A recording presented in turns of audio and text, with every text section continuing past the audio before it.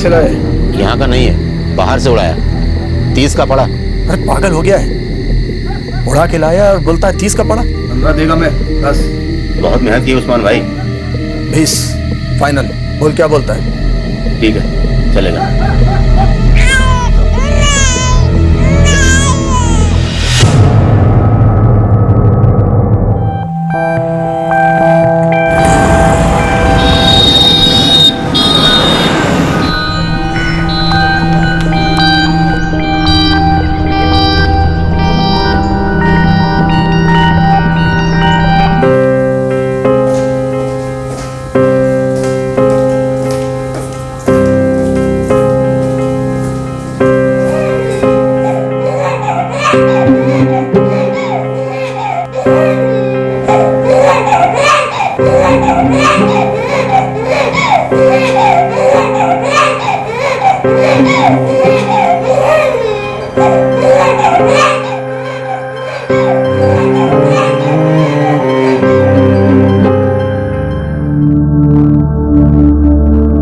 क्या बोलूं स्वाति? विद्या, वो बच्चा किस तरह पड़ा था, कोई देखने वाला ही नहीं। तेरी राह देखते देखते 15 मिनट से मैं वहां खड़ी थी। 1-2 नर्सेस से भी पूछा, लेकिन कोई ठीक से जवाब ही नहीं देता। सच कहूं स्वाति, आई एम टायर्ड। मैं चुप भी नहीं रह सकती और मुझे समझ नहीं आ रहा कहूं तो किसे कहूं मैं। मुझे समझ नहीं आ रहा मैं क्या करूं। किस बारे में? क्या बात है विद्या, बता तो।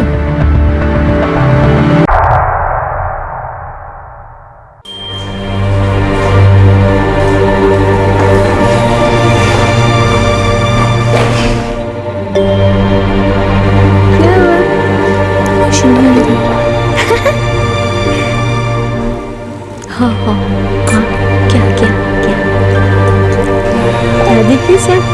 हाँ हाँ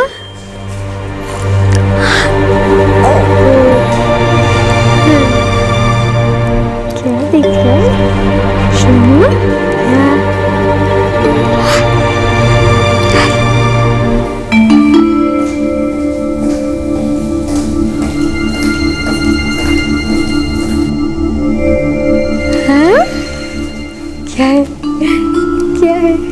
और ले ले ले ले ले सोनू सोया नहीं अभी तक? नहीं, दादी को कुछ काम चाहिए ना। खेल रहा है सोनू दादी के साथ, है ना? हाँ? आप थोड़ा थकी हुई लग रही हैं।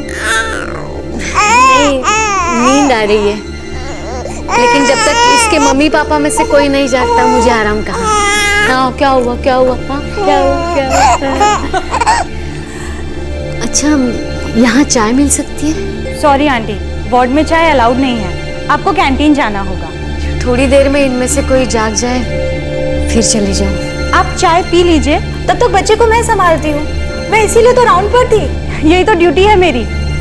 आप जाओ आंटी, इसे मुझे तो। मैं बस 5 मिनट, भले ही 10 मिनट लगे, टेंशन की कोई बात नहीं है। ओ बच्चे को तब तक मैं संभालती हूँ। अब भी आती हूँ।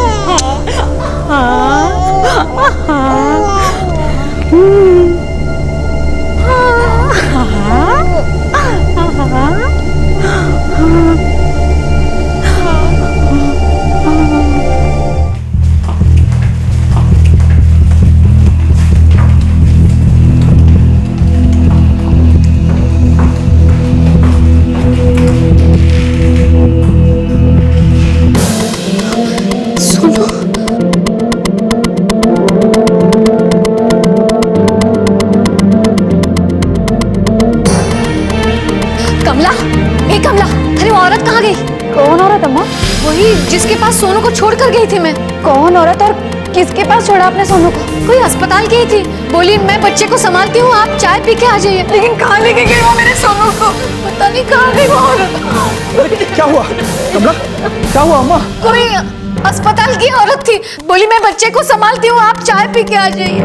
मैं बस 5 मिनट में वापस आई। मुझे मेरा बच्चा चाहिए। तुमने किसको दे दिया बच्चा?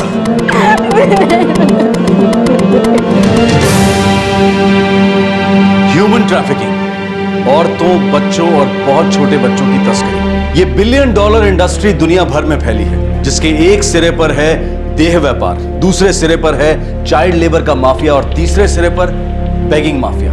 19 दिसंबर 2012, जहां एक तरफ देश भर में दिल्ली गैंगरेप की वारदात पर जन आक्रोश अपनी चरम सीमा पर था, वहीं दूसरी तरफ बेंगलुरु के एक सिटी हॉस्पिटल में एक बार फिर से एक बच्चा चोरी हुआ। जिस तरह से वो बात कर रही थी, मुझे लगा अस्पताल की कोई औरत है। सर हॉस्पिटल में सीसीटीवी लगा है। कितने बरस का था बच्चा? कब पैदा हुआ था? 1 सप्ताह पहले साहब, 12 दिसंबर को।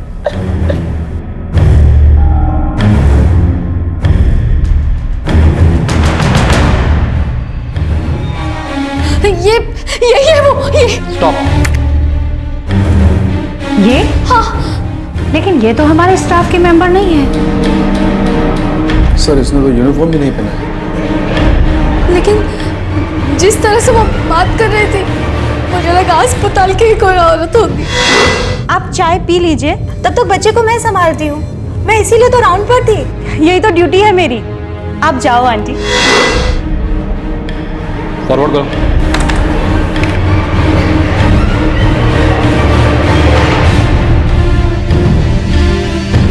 स्टॉप। ये बात तो कंफर्म है, ये औरत बच्चा चुरा नहीं आई। लेकिन सर ये हमारे स्टाफ में से नहीं है। मुझे फुटेज की प्रिंट चाहिए और सिक्योरिटी रजिस्टर। जितनी आसानी से ये औरत अंदर आई और जिस तरह से घूम रही है, उसे देखकर लगता है कि ये पहले भी कई बार आके गई है।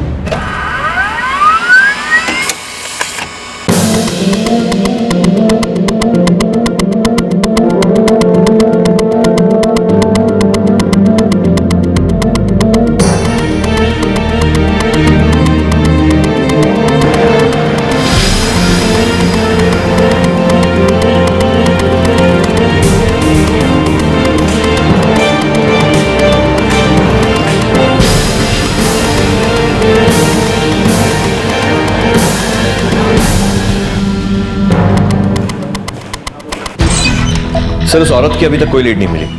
शहर से बाहर गई होगी।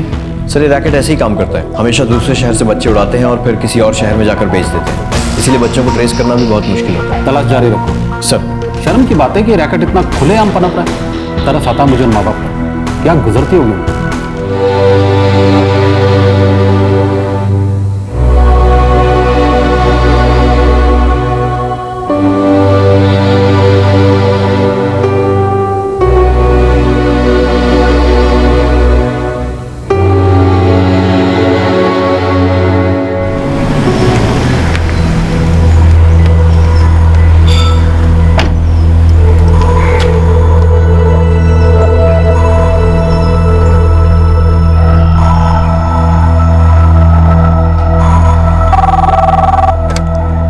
जी,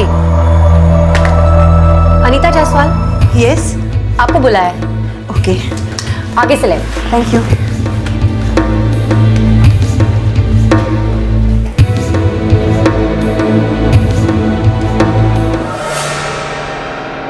डॉक्टर, मैं एक विधवा हूँ। 3 साल पहले मेरे हस्बैंड एक कार एक्सीडेंट में गुजर गए। I'm sorry to hear that, but how can I help you? बहुत प्रॉपर्टी छोड़ के गए हैं मेरे पति। वो मुझे मिल सके इसके लिए मुझे एक वारिस चाहिए। I'm sorry, मैं अब तक समझ नहीं पा रही हूँ कि आप मुझसे क्या चाहती हैं। मैं एक बच्चा गोद लेना चाहती हूँ। देखिए, ये एक मैटरनिटी होम है, कोई अडॉप्शन सेंटर नहीं है। पर डॉक्टर, मैंने तो सुना है यहाँ बच्चे मिलते हैं अडॉप्शन के लिए। तो आपने गलत सुना है। किस बेवकूफ ने कहा आपसे ये? प्लीज डॉक्टर, समझने की कोशिश कीजिए। मैं एक विधवा हूँ। अडॉप्शन सेंटर से मुझे बच्चा नहीं मिल सकता। आपका बहुत बड़ा एहसान होगा मुझ पर। मैं इसके लिए कीमत देने को तैयार हूँ, पर प्लीज डॉक्टर, मुझे एक बच्चा दे दीजिए प्लीज। किसी ने आपको गलत खबर दी है। ये एक मैटरनिटी होम है और यहाँ बच्चे गोद नहीं दिए जाते। मैडम, आप मेरी जरूरत समझेंगी, ऐसा भरोसा है मुझे। मैं समझ सकती हूँ कि आप मुझसे खुलकर बात क्यों नहीं कर रही हैं, पर डॉक्टर प्लीज एक बार मेरे बारे में भी तो सोचिए। अगर आप मेरी हेल्प कर देंगी तो मेरी जिंदगी बन जाएगी। इस कार्ड में मेरा फ़ोन नंबर है। मैं उम्मीद करती हूँ कि आप मुझे फ़ोन करेंगी, मेरी मदद ज़रूर करेंगी। Please doctor.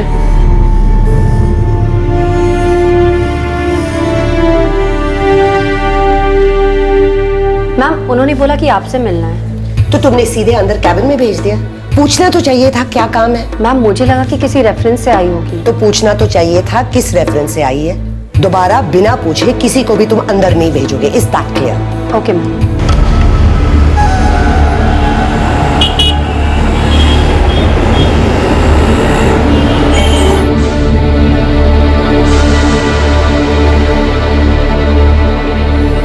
मम्मा अगले महीने से मेरी इंटर्नशिप शुरू हो रही है, सोच रही हूँ कि अपने हॉस्पिटल से ही स्टार्ट करूँ। बिल्कुल नहीं, किसी और हॉस्पिटल से कर लेना। पर क्यों? अपना हॉस्पिटल होते हुए कहीं और क्यों? मेरा बेटे, मामा बिल्कुल ठीक कह रही है। अपने कंफर्ट जोन से बाहर निकलोगे तो एक्सपीरियंस मिलेगा ना।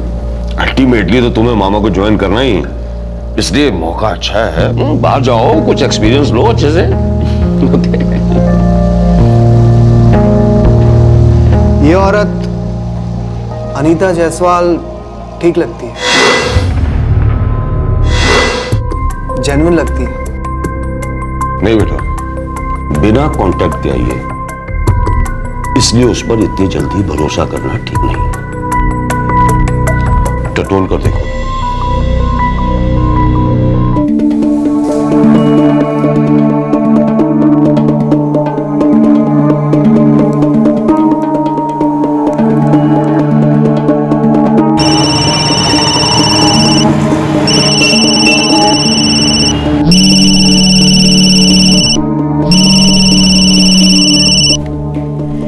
हेलो, डॉक्टर सरिता राजेश्वर है।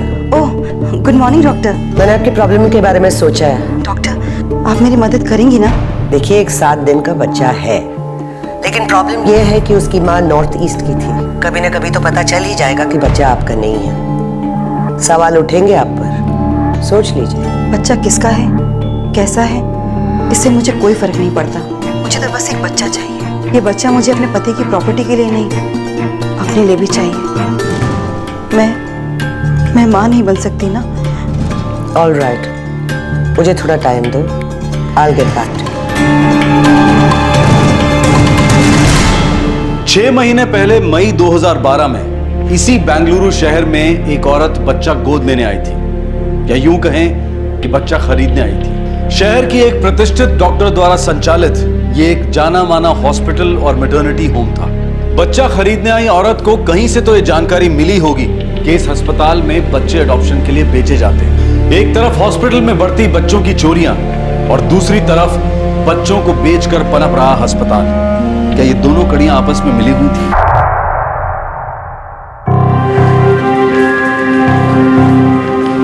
देखिए, हम हर मुमकिन कोशिश कर रहे हैं, लेकिन आपके बच्चे की भी तो कोई खबर नहीं। 3 दिन हो गए साहब, और अब तक मेरे बच्चे का पता नहीं चल पाया है। पता नहीं कैसा होगा, कौन दूध पिलाता होगा उसे। साहब हमारा पहला बच्चा है। मैं समझ सकता हूं, आप हौसला रखिए, हम अपनी तरफ से पूरी कोशिश करेंगे, लेकिन आप भी हिम्मत मत हारिए।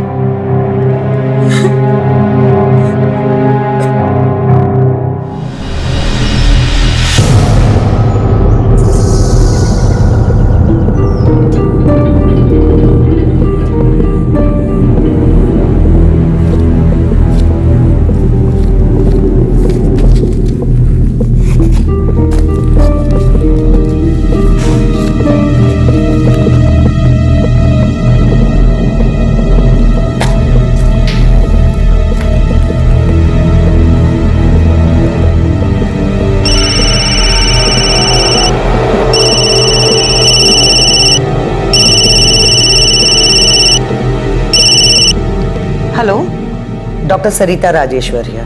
Yes doctor. 6 महीने पहले आप बच्चा अडॉप्ट करना चाहती थी ना? Are you still interested? Yes doctor, I am still interested.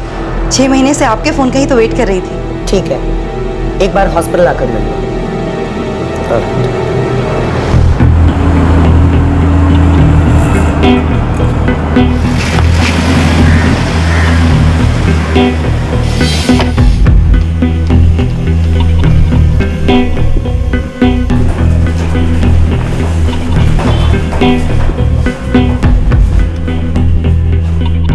लड़का है, न्यूबॉर्न है, 1.5 लाख लगेंगे।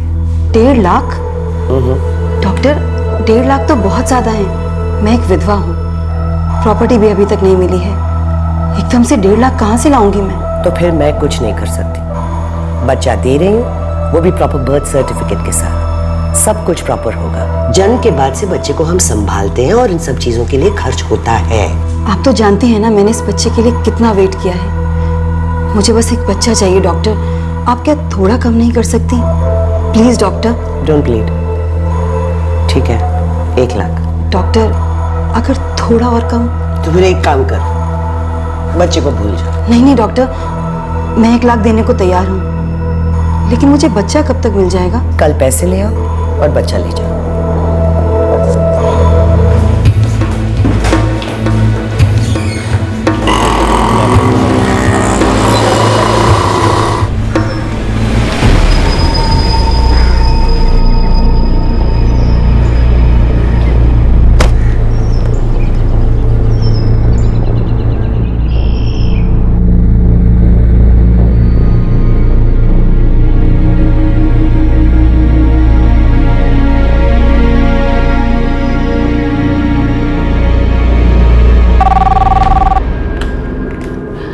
जी sir. Okay. Mrs Anita Jaiswal? Yes. पहले आपको हमारे executive director Mr Shridhar Rajeshwar से मिलना होगा। वो डॉक्टर सरिता के केबिन में आपका वेट कर रहे हैं। Okay, thanks. Thank you.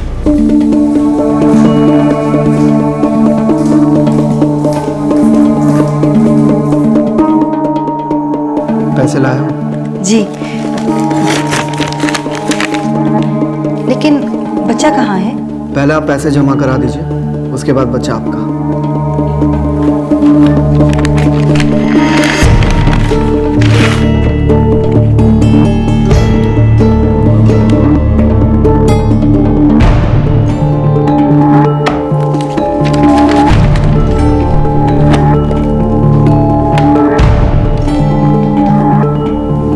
पैसे मिल गए।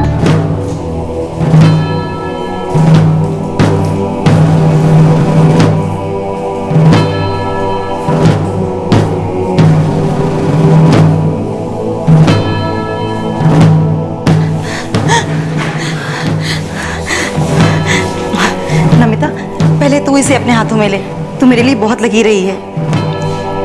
डॉक्टर, ये मेरी छोटी बहन है नमिता। घर में सब इसे बहुत लकी मानते हैं। दीदी पहले ये गुड न्यूज़ अम्मा को तो दे दीजिए। अरे हाँ, मैं तो भूल ही गई। अम्मा सुनेगी तो बहुत खुश होगी।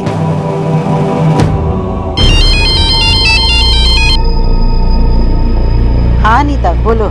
हाँ अम्मा, बच्चा मिल गया है, नमिता के पास है। ये तो बहुत अच्छी खबर है। मेरा भी मन कर रहा है बच्चा देखने को। अगर आपने बच्चे का कोई नाम सोच रखा है तो प्लीज बता दीजिए, मेरे हस्बैंड उस नाम का बर्थ सर्टिफिकेट बनवा देंगे। मैंने तो कब से सोच कर रखा है, मैं लिख के देती हूँ।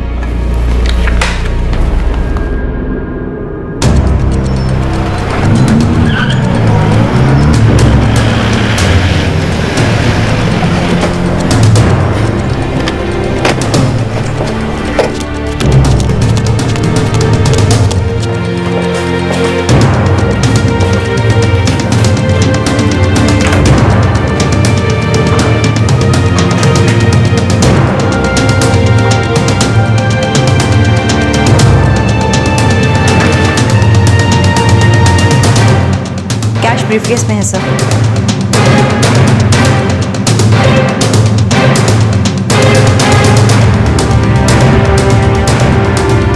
पिछली बार तुम्हें सिर्फ वार्निंग देकर छोड़ देना बहुत बड़ी बेवकूफ़ी थी। Thanks Anita, you did a great job.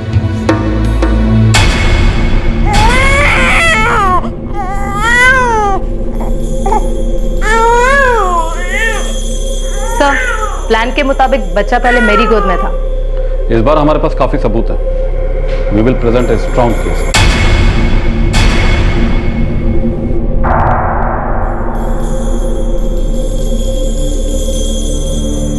सच कहूँ स्वाति, आई एम टायर्ड। मैं चुप भी नहीं रह सकती और मुझे समझ नहीं आ रहा कहूँ तो किसे कहूँ मैं। किस बारे में? क्या बात है बिंदिया, बता तो। स्वाति, तूने जो बच्चा देखा ना, वो कोई यहाँ पे छोड़ गया है और मुझे भी यही बताया।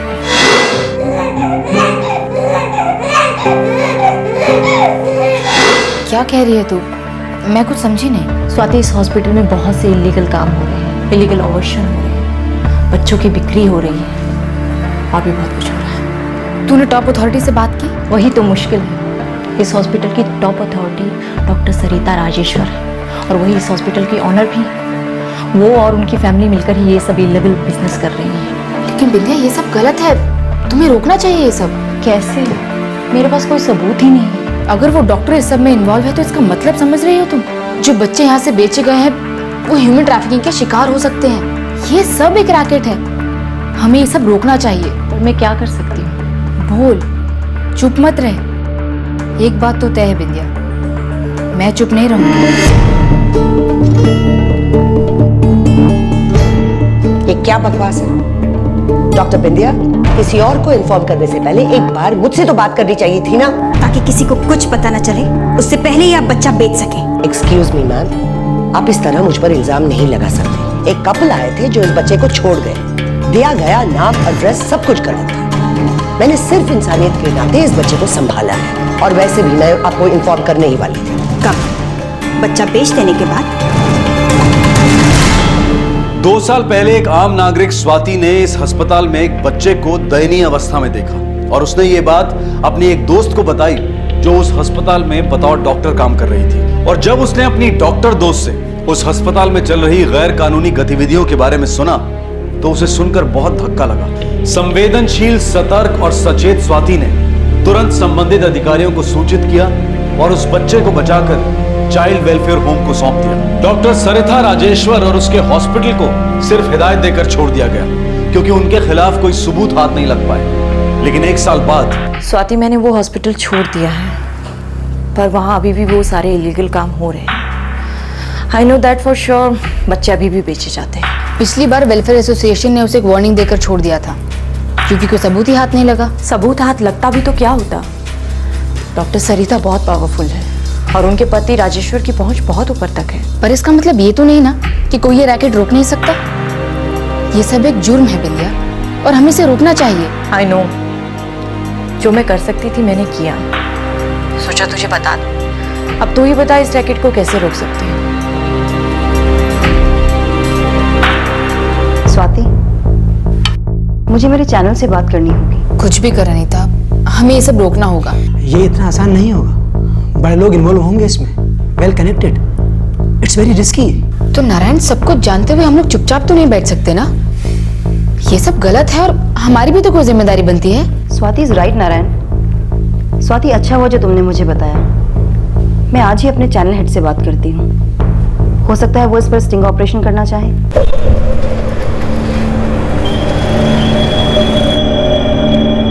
हमारा चैनल स्टिंग ऑपरेशन करेगा, लेकिन हमें आपका सपोर्ट चाहिए। पिछली बार हमें कोई सबूत नहीं मिले थे। अगर ये स्टिंग करना है तो पक्के सबूत मिलने तक हमें धीरज से काम लेना होगा और ये सबूत हासिल करने के लिए हमें आपकी मदद चाहिए। हम आपके साथ हैं। जॉइंट सीपी की भी परमिशन मिल चुकी है इस ऑपरेशन के लिए। सब इंस्पेक्टर नमिता इस ऑपरेशन के लिए आप लोगों का साथ देंगे। मैं सजेस्ट करूंगा कि हम ये ऑपरेशन अनीता से करवाएं। वो पहले भी स्टिंग ऑपरेशंस कर चुकी है। She nose her job. Sub inspector Namita को हम सही समय पर इस प्लान में शामिल करेंगे। हमें बहुत ही सावधानी से इस ऑपरेशन को करना होगा। मई 2012 में शुरू हुआ ये स्टिंग ऑपरेशन दिसंबर 2012 तक चला और आखिर कामयाब हुआ। जिस दिन ये स्टिंग ऑपरेशन अपने अंतिम चरण पर था, अनीता ने नमिता को भी अपने साथ लिया था और सबसे पहले बच्चा भी नमिता के ही हाथ में सौंपा गया था। ये एक सोचा समझा प्लान था ताकि नमिता को भी गवाह बनाया जा सके। दिए गए 1 लाख रुपए पर भी निशान बनाए गए थे ताकि उन रुपयों को भी सबूत के तौर पर इस्तेमाल किया जा सके।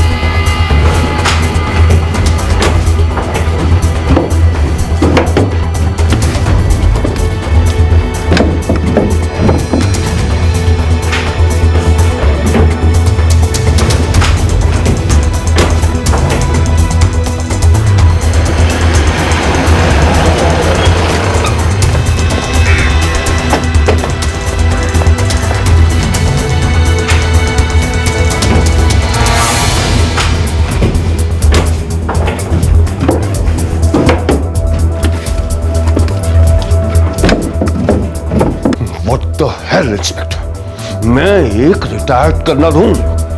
हमारे पास सर्च वारंट है। बहुत पछताओगे इंस्पेक्टर, बहुत पछताओगे। हम इज्जतदार लोग हैं। यस सर, आपकी बहुत इज्जत है। आप एक एक्स आर्मी मैन, आपकी वाइफ रेप्यूटेड डॉक्टर और आपका बेटा इंजीनियर है जो सिविल सर्विसेज की तैयारी कर रहा है। बेटी एक मेडिकल स्टूडेंट है। लेकिन हमारे पास स्ट्रॉन्ग प्रूफ है कि आपके हॉस्पिटल में बच्चे बेचे जाते हैं। ये आपका बिजनेस है, इज्जतदार लोगों का बिजनेस।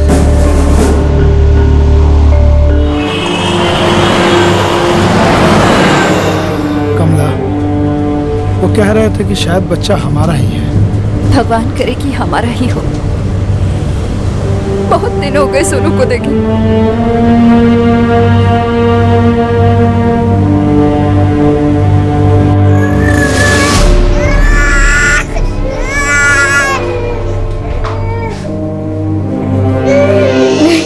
ये मेरा बच्चा नहीं है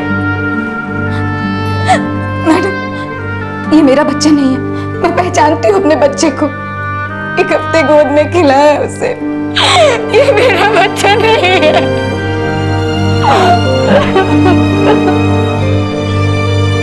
मैंने कहा ना, ये वो बच्चा नहीं है जो 19 दिसंबर को उस हॉस्पिटल से चोरी हुआ था। तो फिर ये बच्चा कहाँ का? ये मेरे ही हॉस्पिटल का बच्चा है। किसका बच्चा है? हमें तो आपके हॉस्पिटल से कोई रिकॉर्ड नहीं मिला। मेरे पास इसके पेरेंट्स के डिटेल्स नहीं है। वो बहुत गरीब थे और डिलीवरी के बाद लौटकर नहीं आए। शायद वो बच्चा पाल नहीं सकते थे, इसलिए वहीं छोड़ गए। इससे पहले और कितने बच्चे बेचे तुमने? मैम बरसों से बच्चे बेच रही है सर। कितने बच्चे बेचे अब तक? इस बारे में मुझे कुछ नहीं पता, पर शायद 4 या 5 होंगे सर। मतलब तुम्हें पता था कि हॉस्पिटल में क्या चलता था? सर मैं वहाँ बस एक रिसेप्शनिस्ट हूँ। तुम इस क्राइम में भागीदार भी हो। इस पे इलीगल क्या है? ये बच्चे अनवांटेड हैं और मैं इन्हें अच्छे रिस्पॉन्सिबल पेरेंट्स को दे रही हूँ। It's pretty much like adoption. आपके पास कोई रिकॉर्ड नहीं है कि बच्चे के बायोलॉजिकल माता पिता कौन है। ये रिकॉर्ड भी नहीं है कि आपने बच्चे किसे बेचे, और आप इसे अडॉप्शन कहती हैं? मैडम, अडॉप्शन का एक लीगल प्रोसीजर होता है जिसमें बच्चे बेचे नहीं जाते हैं। पढ़ी लिखी है, इतना तो समझ सकती है ना। मेरी वाइफ एक ह्यूमन सर्विस कर रही है। जिन बच्चों का कोई नहीं होता, कुछ नहीं होता, उनका फ्यूचर सिक्योर कर रही है वो। आपकी पत्नी लोकल मेडिकल एसोसिएशन में रजिस्टर्ड भी नहीं है। आप बच्चों का नहीं अपना फ्यूचर बना रहे हैं। बच्चे बेचकर पैसा कमा रहे हैं आप लोग। एक मिनट मैडम, बच्चे की डिलीवरी से लेकर उसका मेंटेनेंस, उसके लिए फॉस्टर पेरेंट्स मिलने तक उसकी देखभाल करना, ये सब मुफ्त में नहीं होता है। एडॉप्शन सेंटर चलाने का कोई लाइसेंस है आपके हॉस्पिटल के पास? मिस्टर राजेश्वर, आप एक रिटायर्ड फौजी हैं। रूल्स की अहमियत आपको पता होनी चाहिए। हम ना ही उन बच्चों को ट्रेस कर पा रहे हैं जो आपके यहाँ से बिके हैं, और ना ही उन पेरेंट्स का अता पता है जिन्होंने आपके यहाँ से बच्चे अडॉप्ट किए हैं। आपको नहीं लगता कि जो बच्चे आपने बेचे हैं उनमें से कुछ को इलीगल कामों के लिए खरीदा गया हो? ये ह्यूमन ट्रैफिकिंग नहीं तो और क्या है? You all are bloody criminals. और जिन माँ बाप को बच्चे नहीं चाहिए वो सीधे आपके ही हॉस्पिटल में कैसे आ जाते हैं? Can you explain? हमारे हॉस्पिटल के पास एक बिल्डिंग है जहाँ पेइंग गेस्ट अकोमोडेशन है। वहाँ वो औरतें आती हैं जो सिंगल होती हैं और वो चाहती नहीं कि अपने प्रेगनेंसी के बारे में किसी और को पता चले।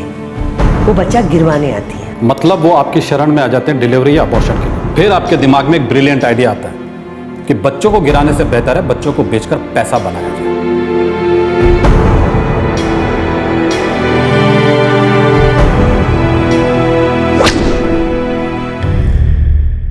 Damn it!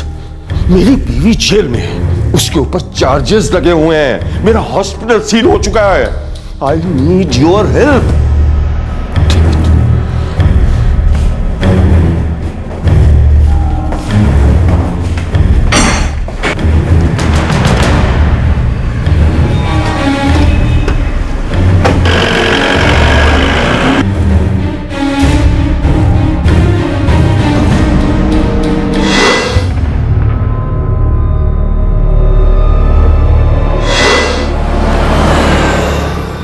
भगवान करे उस बच्चे को उसके माँ बाप मिल जाए,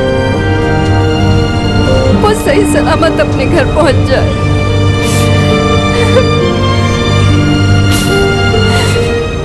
वेलफेयर कमेटी ने बच्चे को चाइल्ड केयर होम भेज दिया है। वहाँ उसका अच्छे से ध्यान रखा जाएगा।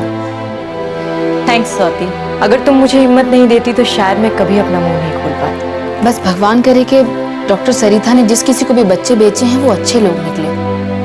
कितने अफसोस की बात है, इंसान ही इंसान को बेचने का कारोबार कर रहा है। चैन की नींद कैसे सो पाते होंगे ये लोग? कैसे अपनी आत्मा को चुप करा देते हैं?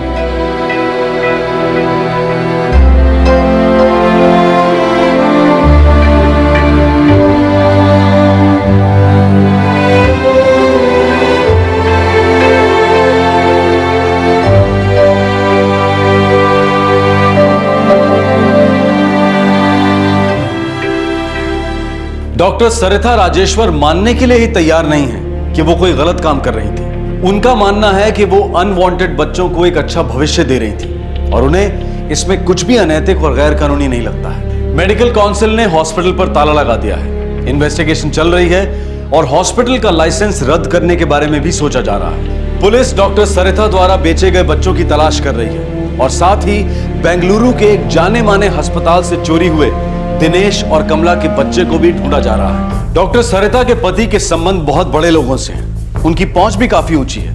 हो सकता है शायद वो दबाव डलवाकर इस केस को रुकवा दें और उनके परिवार पर इस केस का कोई असर ही ना हो। लेकिन इस केस में आगे क्या होगा ये सोचकर हमें मायूस नहीं होना चाहिए, क्योंकि इस केस में जो हुआ है वो हम सब के लिए एक उदाहरण है, एक मिसाल है। स्वाति, जिसकी दोस्त डॉक्टर बिंदिया डॉक्टर सरिता के हॉस्पिटल में काम करती थी, उस आम नागरिक स्वाति ने इस ट्रैफिकिंग रैकेट को सामने लाने के लिए, उसे खत्म करने के लिए भरपूर कोशिश की। डॉक्टर बिंदिया, जो हॉस्पिटल में चल रहे गलत कामों को देखकर बेचैन थी, उसने स्वाति का साथ दिया और जुर्म को मिटाने के लिए ठोस कदम उठाए। अनीता जायसवाल, जो कि एक टेलीविजन जर्नलिस्ट है, उसने स्टिंग ऑपरेशन करके इस रैकेट के खिलाफ सबूत इकट्ठा करने का काम किया।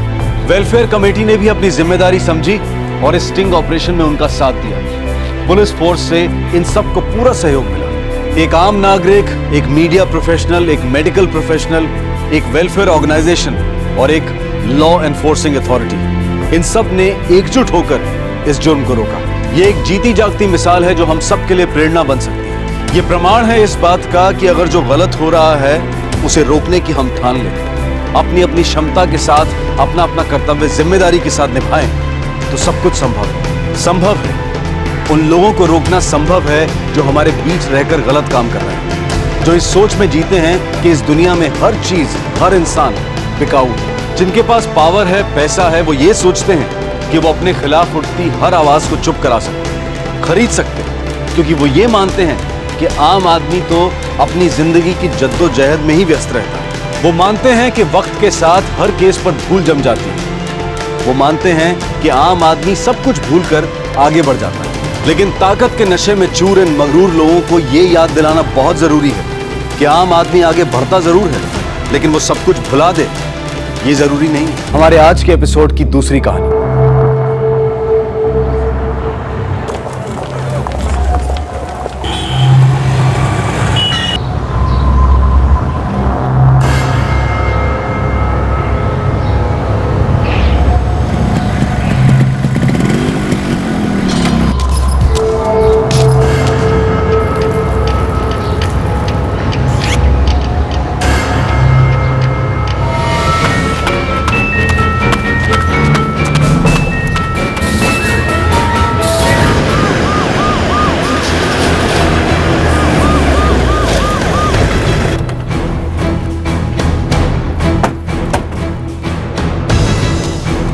सर, बैग पर्स पाउच कुछ नहीं है, आसपास कुछ भी नहीं मिला सर।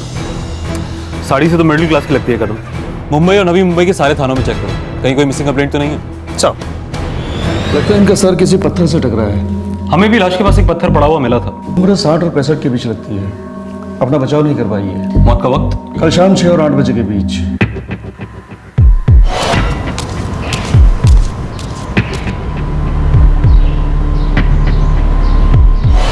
इनकी बॉडी हमें एक अंडर कंस्ट्रक्शन बिल्डिंग के पास मिली। बिल्डिंग का काम पिछले 1 साल से बंद है, कोई वर्कर भी नहीं है। सुनसान इलाका है, हमला करने वाले के लिए एक अच्छा मौका था। लेकिन सवाल यह है कि ये वहां गई क्यों? या हो सकता है कि कोई इन्हें वहां लेकर गया। बॉडी पर से कुछ भी नहीं मिला, अंगूठी, गहने, कोई भी कीमती चीज नहीं। हमें भी मर्डर स्पॉट से बैग वगैरह कुछ भी नहीं मिला। सर, मुंबई और नवी मुंबई कहीं भी इस औरत से मेल खाती कोई मिसिंग कंप्लेंट नहीं है सर। बुजुर्ग औरत थी, शायद आगे पीछे कोई हो ही ना, और अगर कोई है भी तो उसे उनके होने या ना होने से कोई फर्क नहीं पड़ता। आसपास के इलाके में पोस्टर लगा के देखते हैं, शायद कोई सामने है। ठीक है, देखते हैं 1-2 दिन, अगर कुछ हाथ नहीं लगा तो फिर कुछ और सोचेंगे। सर, एक 60-65 साल की बुजुर्ग महिला कोपर खैरने इलाके में मृत पाई गई। किसी ने उनकी लाश को देखा और पुलिस को इन्फॉर्म किया। साफ तौर पर यह कत्ल का मामला था, लेकिन मृतक की पहचान नहीं हो पाई थी, और ना ही मुंबई में और ना ही नवी मुंबई में कोई मिसिंग कंप्लेंट दर्ज हुई थी। क्या इस बुजुर्ग महिला का अंतिम संस्कार एक अनजान लाश के तौर पर कर दिया जाएगा, या फिर पुलिस पता लगा पाएगी कि वो औरत कौन थी?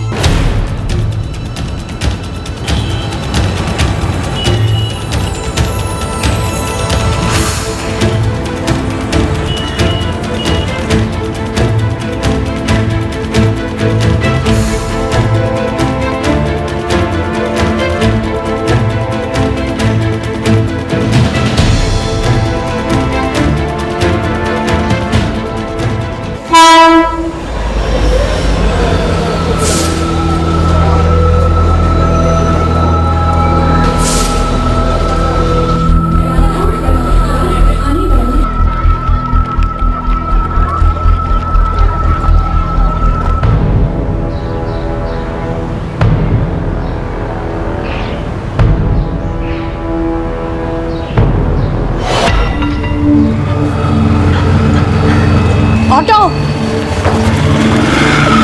ऑटो ऑटो स्टेशन चल।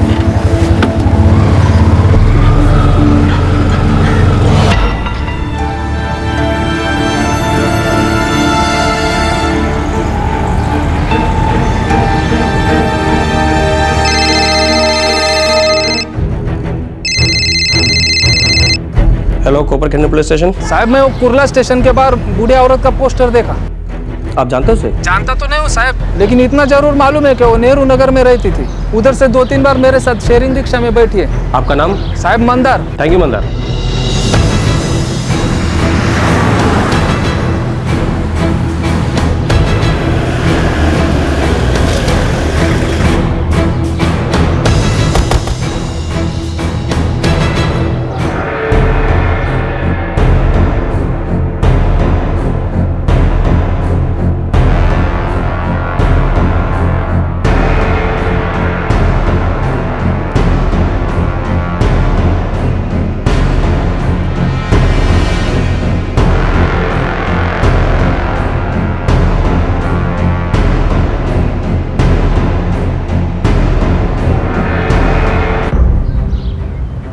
साहब ये बात तो पक्का है कि ये औरत इसी चाली की है।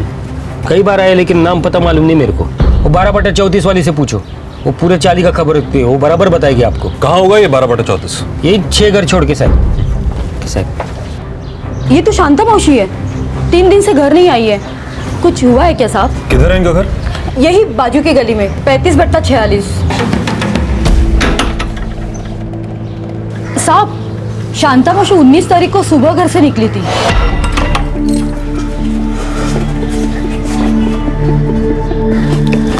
अरे शांता मौसी कशी आहेस? मैं ठीक हूँ, चल येते। वैसे तो शांता मौसी से मेरी रोजाना बातचीत होती थी। उस दिन नहीं मिली, घर पे आके देखा तो ताला था।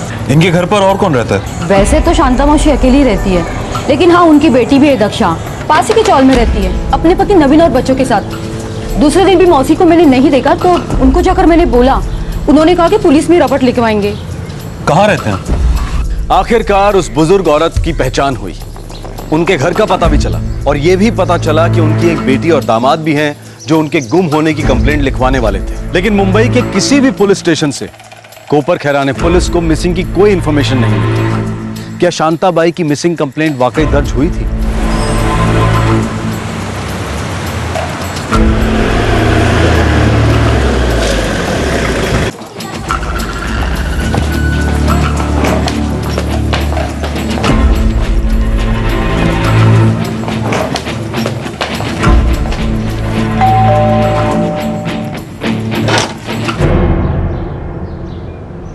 दक्षा जी साहब, आई को क्या हुआ है? वही तो पता करना है।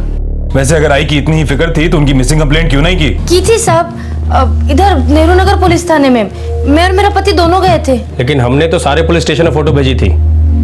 पति कहाँ है तुम्हारा? काम पे गए हैं साहब। उसे बोलो आज ही कोपर खैरने पुलिस स्टेशन में आके मिले, आज ही।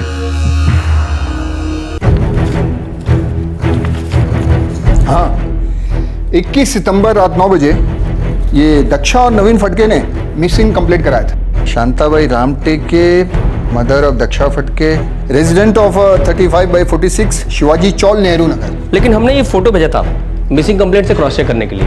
क्या इन लोगों ने कोई फोटो नहीं दिया कंप्लेंट के साथ? इन लोगों ने जो फोटो दिया वो आपके दिए इस फोटो से कभी मैच नहीं होता। मतलब? आप ही देखिए।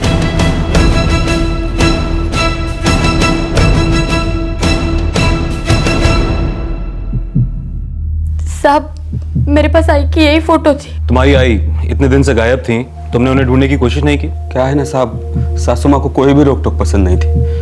वो अपने आप में ही रहना पसंद करती थी। साहब, वो ना अक्सर अपनी पोती यानी मेरी भतीजी के यहाँ जाकर रहती थी। मैंने सोचा उधर ही गई होगी। कहाँ? कोपर खैरने में मेरे बड़े भाई की बेटी माधुरी रामटेके के उधर। और तुम्हारे बड़े भाई कहाँ रहते? वो तो नहीं रहे। 10 साल पहले वो और भाभी रोड एक्सीडेंट में ऑफ हो गए।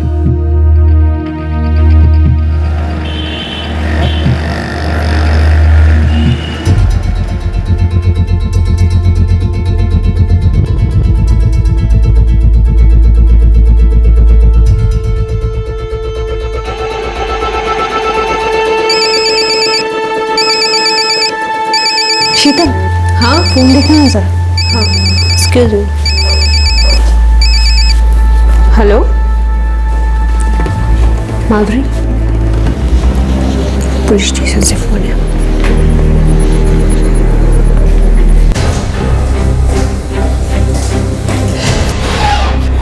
क्या हुआ दादी को? किसी ने उनका मर्डर किया है। क्या? किसने किया? कैसे हुआ ये सब? 20 की शाम को तुम्हारी दादी का कत्ल हुआ। हमें उनकी बॉडी कोपर खैरने में एक अंडर कंस्ट्रक्शन बिल्डिंग के पास मिली। कोपर खैरने? लेकिन 20 की रात तो दादी घर पर पहुंच गई थी कुर्ला। तुम्हें कैसे पता? सर, मुझे आयशा ने बताया। आयशा कौन? सर, मेरी फ्रेंड है, मेरे साथ ही रहती है।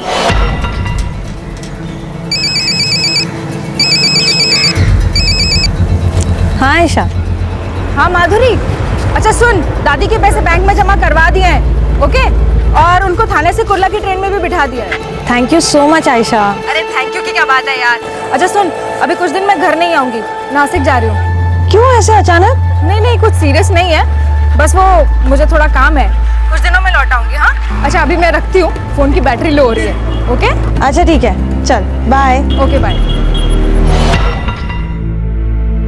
सर, आयशा ने मुझे बताया था कि उसने दादी को बिठा दिया था ट्रेन में कुर्ला के लिए। आयशा का नंबर है? जी सर, है 444567878। ये पैसे का क्या चक्कर है? सर, उस दिन दादी आई थी मेरे घर पर कोपर खैरने में, करीबन 10 बजे के आसपास।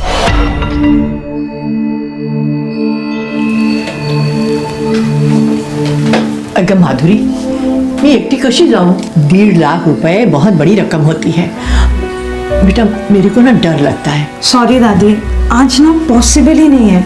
आज 6 क्लाइंट्स हैं और मैं उनको मना नहीं कर सकती। और अगर मैंने आज छुट्टी ले ली ना दादी, मेरी हमेशा के लिए छुट्टी हो जाएगी। एक काम करते हैं, हम लोग कल चलते हैं, है ना? कल? हाँ। नहीं बाबा नहीं, अरे बिल्डर ने बोला आ जाओ और पैसा लेकर जाओ। देखो बेटा, इन लोगों का कोई भरोसा नहीं, कल को पलट गया तो। आयशा, तुम्हारी आज शाम की शिफ्ट है ना? हाँ। क्यों? देखो ना, तुम दादी के साथ गोरेगांव चली जाओगे। वो एक्चुअली दादी को ना बिल्डर से पैसे लेने हैं, जिसने दादी की चौल खरीदी है ना। हाँ श्योर यार, कोई बात नहीं, मैं चली जाऊंगी। ठीक है दादी। तुम्हारी दादी तुम्हारे घर कोपर खैरने में आती हैं तुम्हें अपने साथ ले जाने के लिए, लेकिन तुम्हारी जगह तुम्हारी फ्रेंड आयशा उनके साथ जाती है। फिर आयशा शाम को फोन करके तुम्हें बताती है कि उसने दादी को कुर्ला के लिए ट्रेन में बिठा दिया, मगर दादी घर नहीं पहुंचती। मेरी समझ में ये नहीं आ रहा कि अगर दादी को किसी को अपने साथ लेकर जाना था तो अपने नजदीक रह रही अपनी सगी बेटी को क्यों नहीं लेकर गई? आई की और मेरी बनती नहीं थी, हमारे बीच तो बातचीत भी बंद थी। क्यों? बस नहीं बनती थी। अपनी सगी माँ से?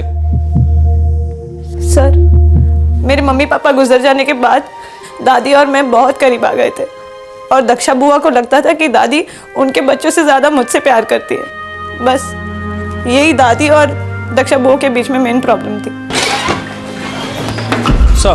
सर आयशा का फोन तो स्विच ऑफ आ रहा है। तुम्हारी दादी का अकाउंट कौन से बैंक में? Sir new people's bank. और ये आयशा नासिक में कहाँ गई होगी? सर उसकी कजिन वहाँ पे रहती है, शायद वहीं पे गई होगी। उसकी कजिन का नंबर है तुम्हारे पास?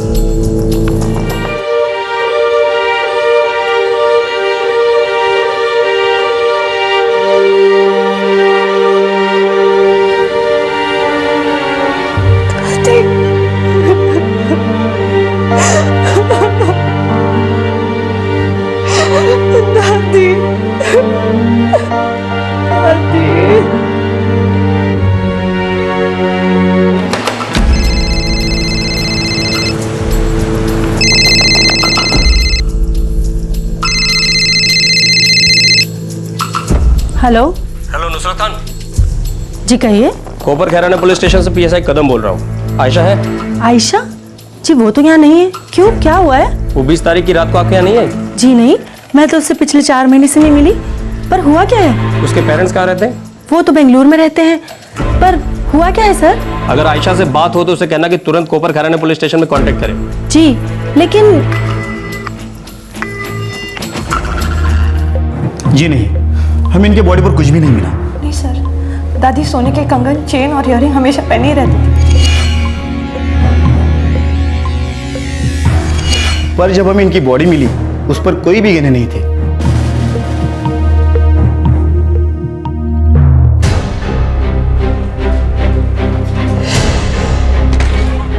सर आयशा का कोई सुराग नहीं मिल रहा है। उसका मोबाइल 20 की रात से ही बंद है। लास्ट कॉल माधुरी को ही किया था और नासिक तो वो गई नहीं सर। उसके पेरेंट्स बेंगलुरु में रहते हैं? जी सर, आयशा का तलाक हुआ था। उसकी शादी उसके माँ बाप की मर्जी के खिलाफ हुई थी और तब से ही उसके माँ बाप ने उससे सारे रिश्ते तोड़ दिए। 5 साल पहले वो मुंबई आ गए और बीपीओ में काम करने लगी। वहीं उनकी दोस्ती हुई और साथ ही मिलकर उन्होंने कोपर खैराना में फ्लैट रेंट पे लिया। और सर आयशा के पेरेंट्स भी उसको टच में नहीं है सर। वो यूं गायब कहाँ हो गए? सर शांताबाई के अकाउंट में कोई पैसे जमा नहीं हुए और माधुरी का कहना है कि उसकी दादी हमेशा ज्वेलरी पहन कर रहती थी, लेकिन हमें बॉडी पर कोई गहने बराबर नहीं हुए। इसमें कुछ गड़बड़ लगती है कदम। हो सकता है कि ये सब आयशा का ही किया करा हो। उसने शांताबाई को मारा हो और फिर गहने और पैसे लेकर गायब हो गई। और ये भी हो सकता है कि शांताबाई के घर से ही किसी ने ये कांड किया हो और फिर आयशा को भी गायब करा दिया ताकि उस पर शक ना हो। एक काम करो, दक्षा, माधुरी और नवीन, इन तीनों के कॉल रिकॉर्ड्स निकालो। जी सर।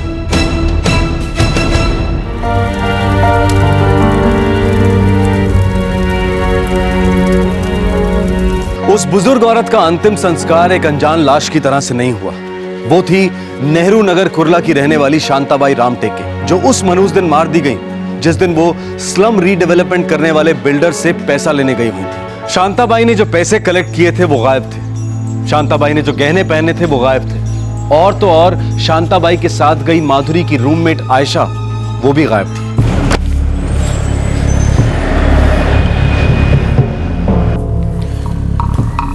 हाँ, शांताबाई रामटेके 20 सितंबर को आई थी। क्या ये लड़की भी आई थी उनके साथ? हाँ, ये भी साथ आई थी।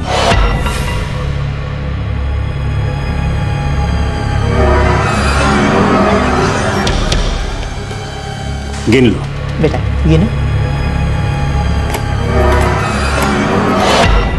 इनफैक्ट इसी लड़की ने रुपए गिने थे।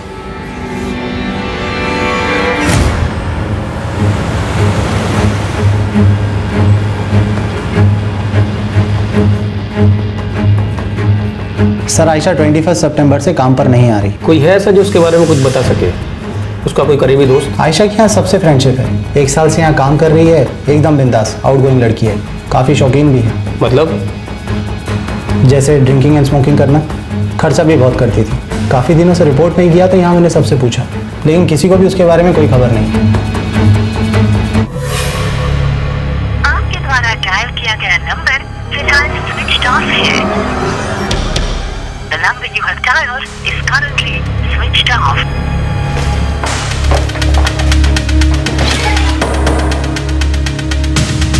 सर, माधुरी, दक्षा और नवीन तीनों के फोन रिकॉर्ड स्कैन किए, क्लीन है। और सर ये आयशा के बारे में अभी तक कोई खबर नहीं मिली।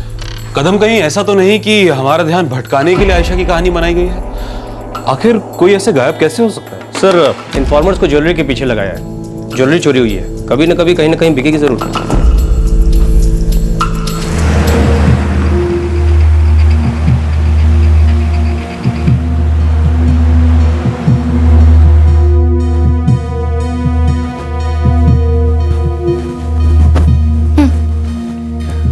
मेरे को लगता है पुलिस को शक है हम पर। और मुझे माधुरी पर, क्योंकि उसको पता था कि तेरी आई बिल्डर के पास पैसे लेने जा रही है।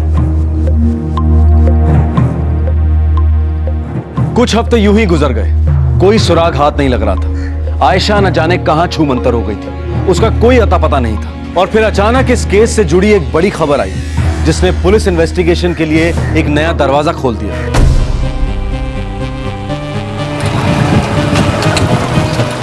साहब, बेलापुर में एक ज्वेलरी शॉप है। आगे बोलो। साहब, 22 सितंबर को उस दुकान पर कुछ ज्वेलरी बिकी थी। सब सोने का सामान है, कान के झुमके, बाली, चूड़ियाँ। साहब, मैं तो कहता हूँ एक बार चेक कर लो आप। हो सकता है उसी औरत का हो जिसके बारे में आपने मुझे बताया था। दुकान का नाम? कौन लाया था ये? साहब वो एक लड़का और एक लड़की थी। नाम तो पूछा नहीं होगा आपने? नहीं साहब, नाम तो नहीं पूछा था। इन दोनों में से कोई थी? ये तो पता नहीं साहब, लड़की बुरके में थी। मेरे पास सीसीटीवी फुटेज है। निकालिए। जी सर, ये मेरी दादी की ज्वेलरी है। तुम्हारी दादी की हत्या के 2 दिन बाद 22 सितंबर को बेची गई। नहीं सर, मुझे नहीं लगता आयशा ऐसा करेगी। सर, 1 साल के ऊपर हो गया है और हम बहुत अच्छे दोस्त हैं, और वो भी दादी से बहुत अटैच थी सर।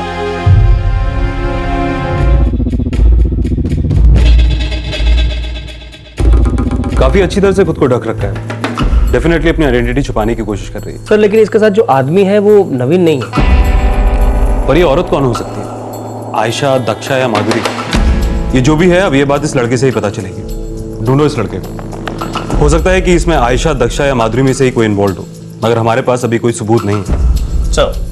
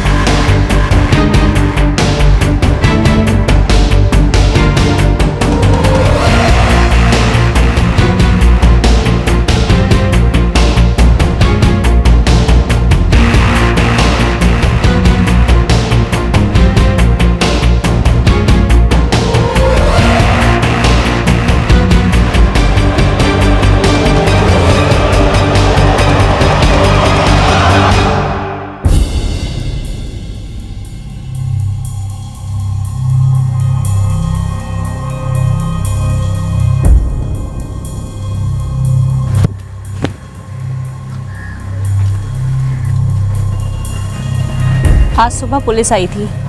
क्या पूछ रही थी? तुम्हारे बारे में पूछ रही थी, और पूछ रही थी तुम्हारा कोई बॉयफ्रेंड है या नहीं। और हाँ, एक लड़के का फोटो भी दिखाया।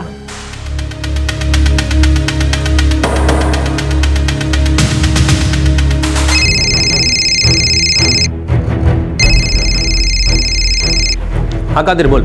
हाँ साहब, पता चल गया उस लड़के का। साहब, उस लड़के का नाम दिपेश जोएकर है। 3 हफ्ते से घर से गायब है साहब। अंकित सोसाइटी बेलापुर का रहने वाला है साहब। और सर, पता चला है कहीं माथेरन में छुपा बैठा हुआ है। और आयशा? सर, उसका नहीं पता चला, पर सर दीपेश का किसी लड़की के साथ लफड़ा जरूर है।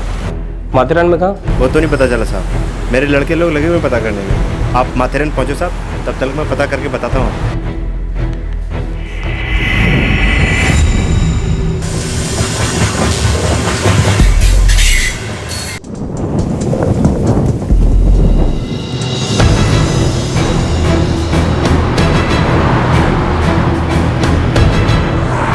सर, हंसराज कॉटेज में छिपा बैठा है। कब तक छुपेगा?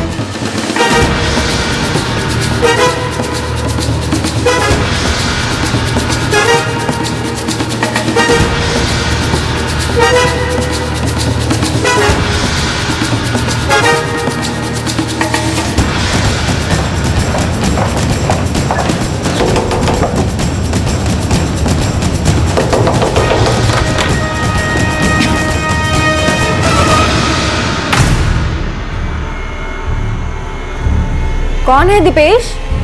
तू बता कौन है ये? अरे कौन? वेलकम। हमें तो शक होने लगा था कि कहीं माधुरी तो हमें बेवकूफ नहीं बना रही, मगर मैं गलत था।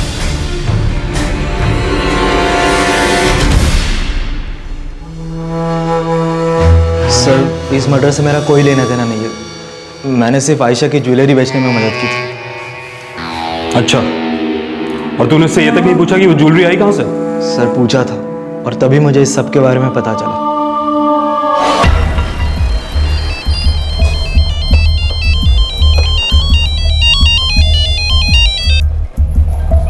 हाँ आयशा, बोलो। दीपेश, मिलना है अर्जेंटली। क्यों, क्या हुआ? तुम वाशी स्टेशन के पास पहुंचो, फिर बताती हूँ सब। ठीक है, पहुंचता हूँ।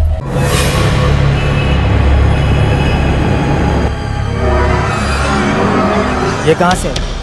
इंतजाम हो गया, चलो अब शादी कर लेते हैं। आयशा, ये कुछ नहीं है, इससे कुछ नहीं मिलने वाला, और फिर हमारी वैसी ही हालत हो जाएगी जैसी तुम्हारी पहली शादी के बाद हुई थी। दीपेश, मेरे पास और भी है, तुम ये पकड़ो। देखो, इतना है, हम एक अच्छी जिंदगी शुरू कर सकते हैं। कहीं दूर, बहुत दूर चले जाएंगे। मेरे माँ बाप से पैसे मांगने का तो सोचना भी नहीं पड़ेगा। हम एक अच्छी जिंदगी शुरू कर सकते हैं दीपेश। लेकिन ये सब तुम्हें मिला कहाँ से?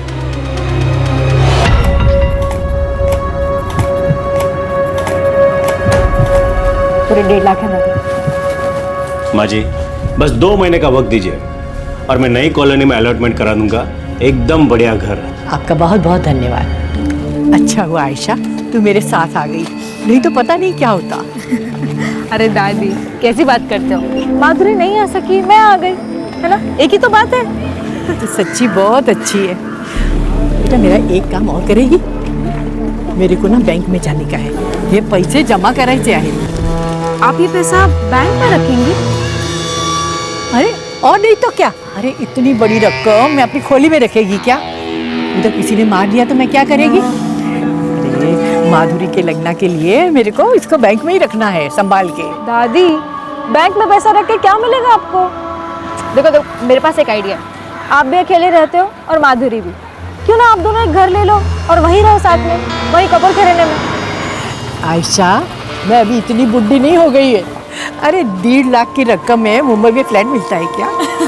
दादी, मिलेगा मिलेगा, लेकिन थोड़ा दूर मिलेगा। एक फ्लैट मैंने माधुरी को भी दिखाया था और उसको अच्छा भी लगा है। सच बोल रही हूँ दादी, आप एक बार देख लो, आपको बहुत अच्छा लगेगा। ठीक है बेटा, बाद में देख लेंगे। बाद में नहीं, आज ही देख लो। देखो, नेक काम में ना देरी नहीं करनी चाहिए। पैसे आपके हाथ में है, आज देख के खत्म करो। और आज रात आप हमारे साथ रुक जाओ, कल मैं आपको कुर्ला की ट्रेन में बिठा दूंगी।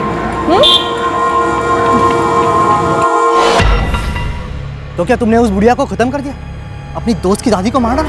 इमोशनल मत बनो बेवकूफ। ये सोचो कि जिस जिंदगी के हम सपने देखा करते थे वो अब हम शुरू कर सकते हैं। दादी तो मुझे और माधुरी को एक जैसा ही मानती थी। माधुरी की नहीं सही तो मेरी जिंदगी तो शुरू हो सकती है ना। ठीक है, मैं ये गहने बेचने का इंतजाम करता हूँ। सर सच कहता हूँ, मेरा इस मर्डर में कोई हाथ नहीं। मैंने सिर्फ आयशा की ज्वेलरी बेचने में मदद की थी। अच्छा, तुझे सब पता था फिर भी तू इसकी मदद करता रहा, निकल पड़ा इसके साथ एक नई जिंदगी शुरू करने।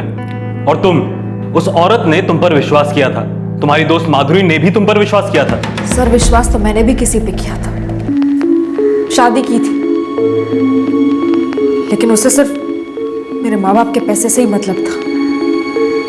रोज मारता पीटता था, घर से बाहर निकाल दिया जब मेरे माँ बाप से पैसे नहीं निकलवा सका। मेरे माँ बाप ने तक मुझसे रिश्ता तोड़ दिया, इसलिए क्योंकि मैंने उनकी मर्जी के खिलाफ जाके शादी की थी। आप बताइए, उस विश्वास का क्या जो मैंने इन लोगों पे किया था? लेकिन तुम्हारे साथ जो हुआ उसमें उस बुजुर्ग औरत की क्या गलती थी? तुम्हारी दोस्त माधुरी की क्या गलती थी?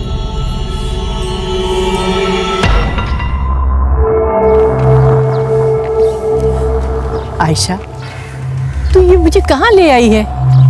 क्या दिखाने वाली है यहाँ? दादी, आप मेरे साथ चलो तो सही, यहाँ पे एक बहुत अच्छा फ्लैट है। ये बिल्डिंग तो अभी आधी बनी है, लगता है काम चल रहा है। आयशा बेटा, इधर अपने को 1.5 लाख रुपए में कौन देगा फ्लैट? दादी, आपको मेरे पे विश्वास है ना? है बेटा। तो फिर चलो ना, चलो।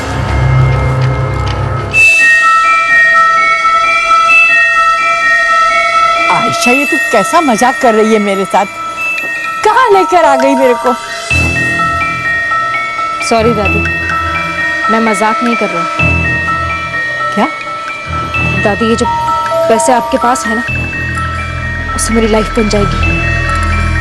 ये तू कैसी बातें कर रही है? ये पैसे मुझे चाहिए दादी। नहीं, ये पैसे मैं नहीं दूंगी। ये मजाक करना बंद कर दे। मैं एकदम सीरियस हूँ दादी।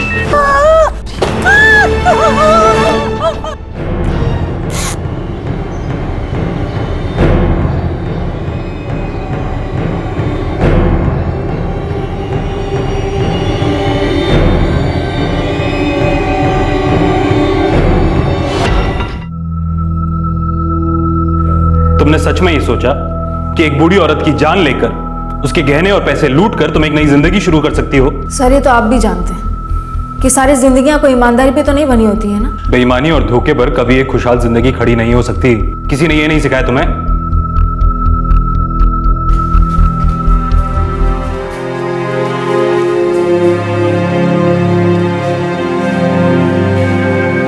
आयशा, तुमने ऐसा क्यों किया? तुम मेरे लिए मेरी बड़ी बहन जैसी थी ना आयशा। तुम सब जानती थी। मैं 10 साल की थी आयशा जब से मेरी दादी ने मुझे पाला। आयशा मेरी मम्मी पापा भी नहीं है। दादी सिर्फ मेरे लिए ही जिंदा थी और वो तुम्हें भी अपना बच्चा मानती थी। ऐसा तुमने क्यों किया आयशा?